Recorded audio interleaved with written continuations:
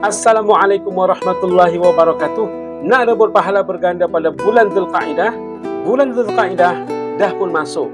Tapi ramai yang tak tahu amalan apa yang paling digalakkan untuk kita kerjakan. Zulqaidah ini salah satu dari 4 bulan haram yang dimuliakan dalam Islam. Apakah maksud bulan haram? Ia ialah bulan yang Allah Azza wa Jalla larang kita dari berbuat dosa dan digalakkan untuk berbuat pahala. 3 amalan mudah di bulan Zulqaidah. Yang pertama, perbanyakkan istighfar dan berzikir sebab dosa kecil senang untuk terampun.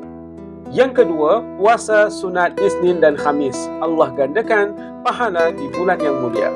Dan yang ketiga, jaga silaturahim, jangan bermusuh-musuhan kerana bulan ini adalah bulan perdamaian. Fikir-fikirkan, jangan lupa, jom kita beramal dan manfaatkan bulan Zulqaidah ini. Jangan biarkan ia berlalu macam tu sahaja. Dan jangan lupa follow untuk lagi tips amalan-amalan pada bulan Islam.